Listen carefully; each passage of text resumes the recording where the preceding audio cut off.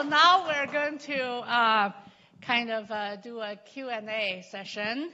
So I prepared 3 questions, and I hope that my speakers will give their best shot at answers to these questions, okay? So we're going in this direction. Is that okay? All right, so the first one is, what is the most fascinating thing about plants that you discovered through your study of plants? Yeah.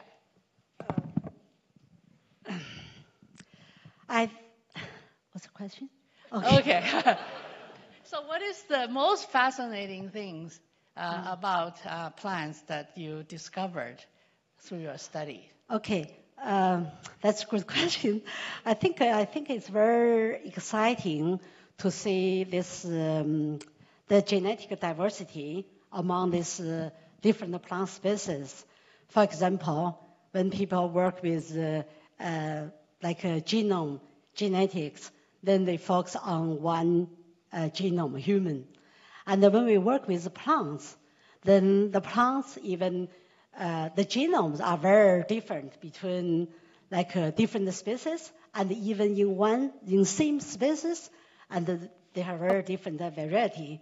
So therefore, I think it's very, very, very exciting. And also, I think sometimes they can look very similar, like rice and wheat. They have very similar height, but then if you think about the genome, the wheat genome is 40 times larger or bigger than the rice genome. So that's very, very different.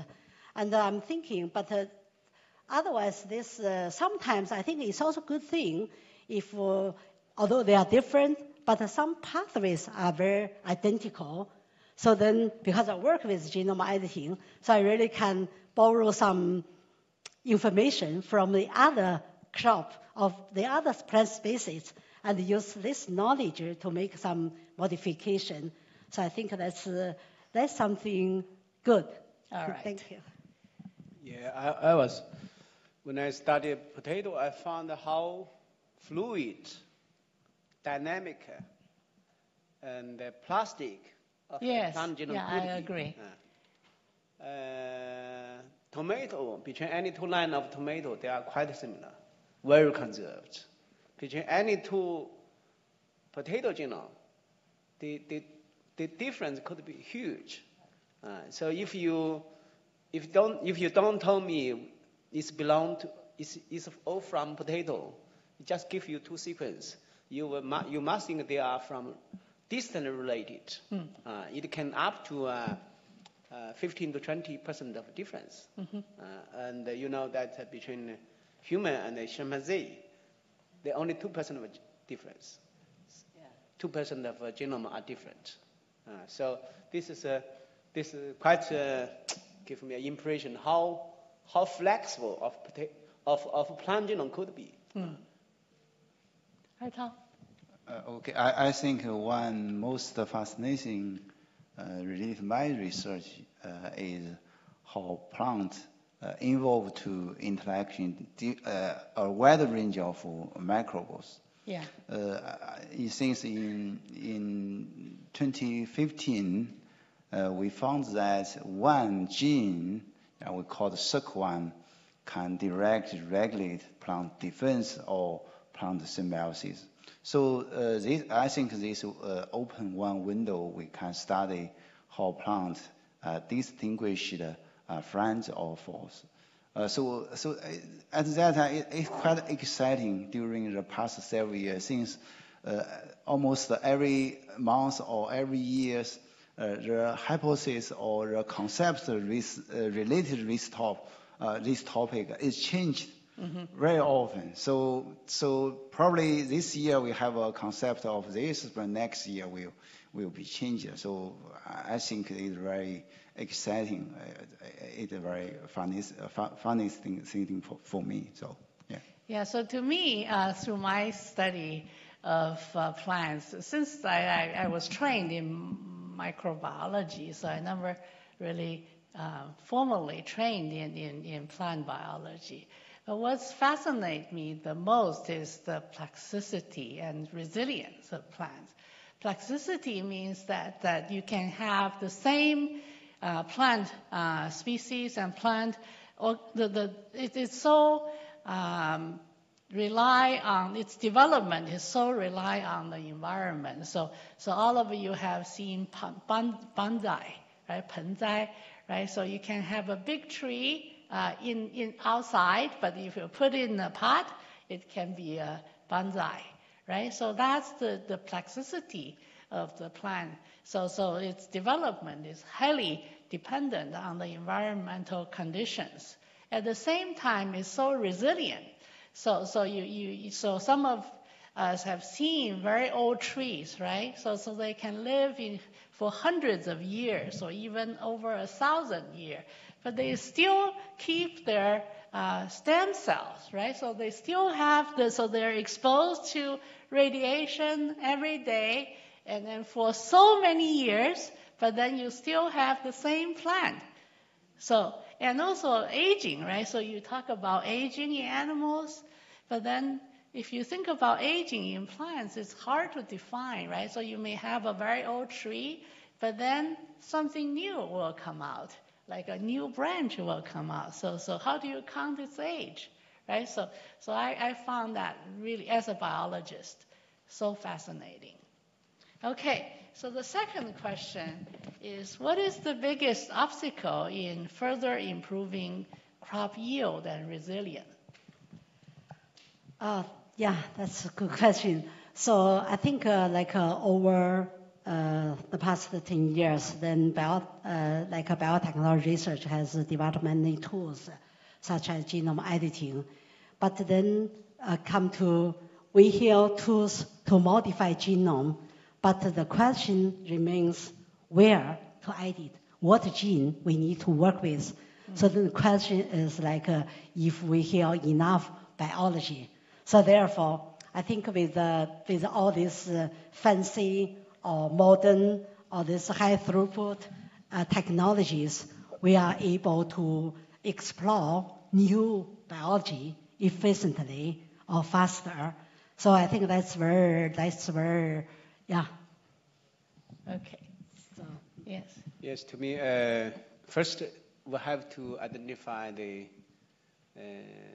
discover the genetic basis of these complex traits. Mm-hmm. Yield and resilience are both controlled by many genes. Mm-hmm. That's the first question to be answered. Mm-hmm. It's not easy. Mm-hmm. And second is that if we already found those genes, how to arrange them in a genome through breeding is also very difficult. Mm-hmm. So each gene not only will incorporate as one gene, they will bring the neighborhood together during breeding. Mm-hmm. How to minimize and precisely transport one gene. Of course, gene editing is one process can be done, but still how to simultaneously manage so many genes is very difficult. So still a lot of improvement in technology has to be done. Okay, I think the big challenge for our agriculture is uncertainty or unpredictable. Since in the last 30 years, the crop genetics or crop genetics always study the yield and the pathogen resistance gene. So since this trait was selected again and again during plant domestication. But now our agriculture system faces to climate change. So the gene can adapt to climate change. We don't know which kind of gene can be used to adapt to climate change. Additionally, this kind of gene might not be in current cultivar. So we need new resources or new gene and to deal with the climate change. So I think that a big change is uncertain. We don't know which gene or which kind of gene we need. So that's what I think the problem. Yeah. Yeah, I agree with Ertao because, for, gene editing, right? So you have to have the gene there to edit, right? So if resilience or even increase yield even higher, then you may need to introduce something new. So and that I think is, we may have to consider transgenic. So because to bring in new genes in order for to overcome the current challenge and the changing environment. Yeah. So I don't know whether you agree with this or not, because we do CRISPR-Cas9 to avoid the technology that people worry about, the transgenic technology. But I think we still need to be. But I think another problem is, but we don't know how to deal with the climate change. But we don't know, since in agriculture system, this trait was not selected at all during plant domestication. So we need to find a method to explore which kind of gene can function in this progress. Right. It's never been selected. Yes. Yeah. All right. So the third one is, what are the currently used methods to improve crop performance? So I think that's a simple question. Okay. But then, yeah. Yeah, so I think we have seen this, we just mentioned this GMO technology. Actually, I think in particular GMO technology, which can allow us to create this new transgenic plants. I think all these transgenic plants really help a lot with yield increase. We have seen this transgenic corn or transgenic soybean. But then they also, we could also say this genome editing really accelerate this plant breeding. So I can give you a very simple example. Like I just mentioned, this Polymutal disease. It's not only disease for wheat, it's also for barley. But barley is diploid. And in 30 or 40 years ago, breeders found a mutant of barley, and they could, then this natural mutation, then breeders introgress this resistance through traditional breeding to all these modern barley varieties. You don't see any disease, Polymutal disease in barley any longer since last 40 years. But if you look at this wheat, the wheat has 3 genomes. So simultaneously knock out 1 gene in nature is a very, very big challenge. But I just mentioned with the new technology, we could do that with gene editing, and easily in 2-3 months, we produce that. So I think this genome editing, both GMO and the genome editing, will greatly accelerate our plant breeding. Yeah, I think that during the domestication of the crop we grow today, only a small section of polymorphism and diversity are passed away through this domestication. Still larger section of polymorphism diversity not being studied or used. These are readily to be explored for to improve the current variety. I think at least 1 trace, and for all the wild plants are adapt to soil with no fertilizer, and to improve the performance on the lower input of fertilizer, we could use those genes. So I just follow Sanwen's comment. I think that in the last 50 years, the most successful method to increase crops performance is use fertilizer. So we add a lot of fertilizer in our agricultural system, But at the same time, this cause serious pollution, so such as air or water or soil. So I think in the next stage we need to reduce fertilizer input, or even we need to stop doing it. But how to do it? I think that it could be much more rely on some beneficial microbes, also increase plant nutrient uptake efficiency.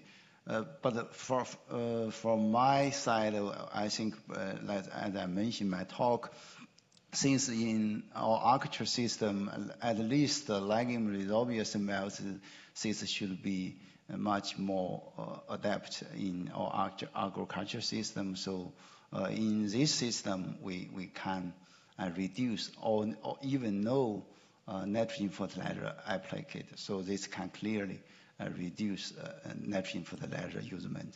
In other side, the micro-related symbiosis, which can help plants get phosphate and nitrogen. So this symbiosis really abroad happened in different plant species such as wheat, maize, or rice. So we could find some new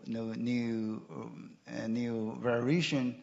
Gene can increase this crop interaction with the macrofungi and can further reduce phosphate and nitrogen input. So that's I thought. Yeah. Very good.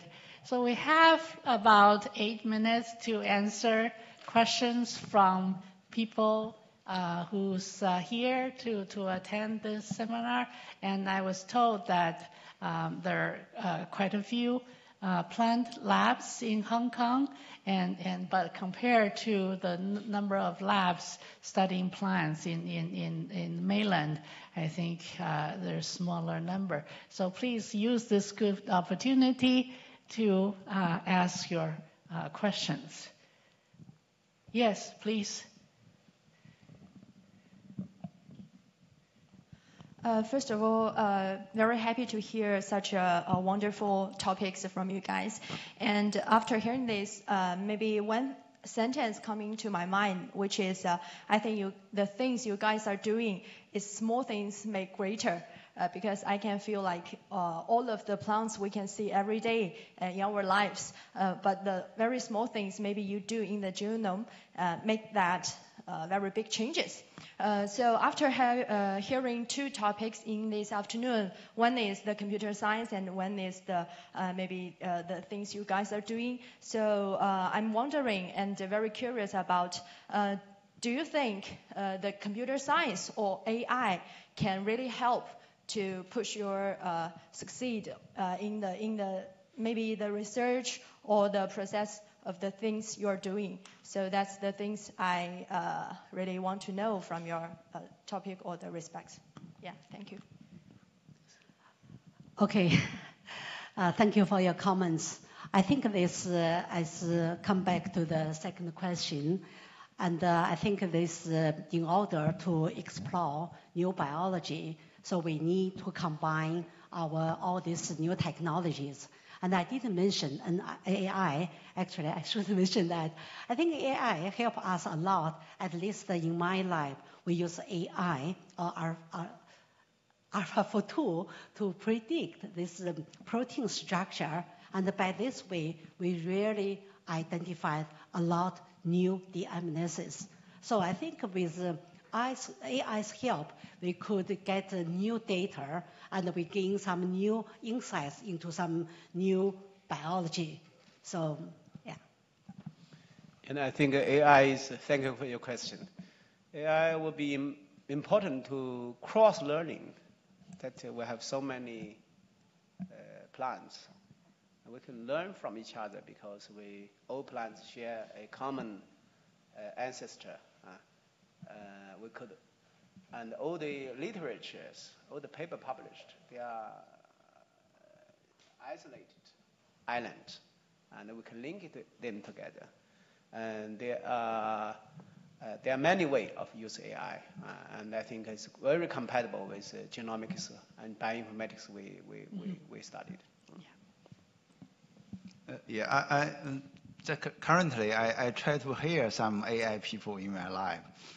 Since we think in symbiosis, there are lots of genes, thousands of genes there. We know already that could be involved. So if we have in AI, we can predict the interaction, predict protein-protein interaction between 2 proteins or 3 proteins or among 5 proteins. Then we can see at plasma membrane a big complex there, and the transcription factor complex, something rare that could be find a lot of new component which we will know we don't know before.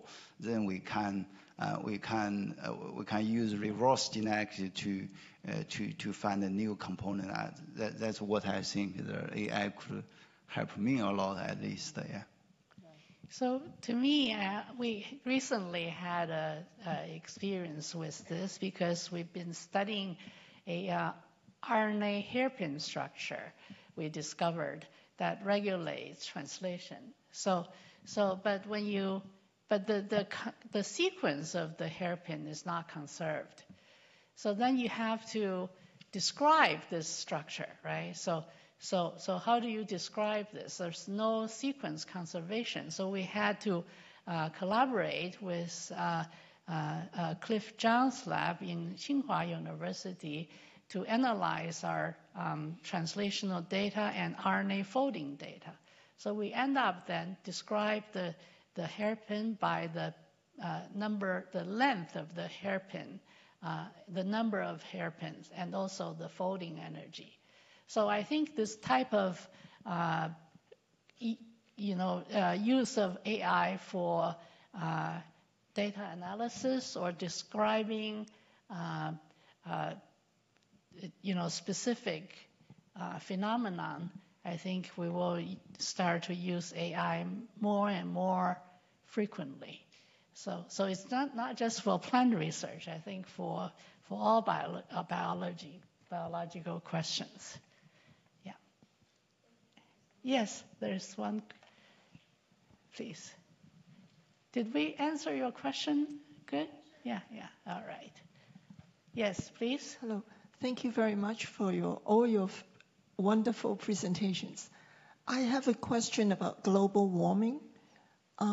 Has the weather pattern changed now that we are getting warmer and warmer, been affecting all the agriculture? And what do you think it will happen in the future if the temperatures keeps going up? Yeah, the genes or DNA, would that be affected? That's very, very good and a very big question. And I think, come back to Sanwen's answer, actually, I think in the future, because currently we cannot solve the problem, because if you look at for the past several years, our breeders aimed at high yield rather than the other things. So therefore, our genetic diversity has been decreased dramatically. So therefore, we need in the future, or currently, we need to start to think about explore all these wild plants, which are very resistant, they have very good thing without high yield. So if we know a lot about yield, so we could make this, we could increase yield on the base of this wild plants. So I think it could be a very big source we need to take advantage in the future. Of course, we need more technologies to make more or new trees that can meet the climate change. But I think there are two things. One is we need to have enough resource. And secondly, we need to have technology. We can also artificially make these trees. Yeah, Two parts. First, we have to get ready for climate change in plant breeding to develop a new variety adapt to high temperature or climate change. Secondly, is that we should be more positively working for solve the problem. Number one is to reduce the carbon footprinting of agriculture. Now we use a lot of fertilizer, and a lot of water, and we should reduce that. That can be done by plant breeding and other measures. And the second is that we didn't apply our technology on others, not crop, trees, grasses. We should apply all the technology on those plants and grow them more, which will we capture CO2 and to really to stop this bad direction. And that was not touched so far yet on grass and trees. And we should apply all technology on that part to be more positive and more active on really curb the climate change. I just share one sample how to deal with the high temperature. In rice, Hong Xuanlin, just in our institute, Professor Hong Xuanlin, he collects some rice from Africa. So there are a lot high temperature resistance gene there, so we can clone this gene and introgrowth this gene into all variety in mainland then, and this new variety will be cultivar will resistant to high temperature. This is just one sample, how we can deal with this kind of issue. I think we're running out of time. Thank you very much for coming to give your beautiful presentations, and thank you for joining us and to spend the past 2 hours with us. So if you have more questions, please come over, and then we will stay around to answer your questions in person. Thank you very much. Thank you so much, and please be seated. Thank you.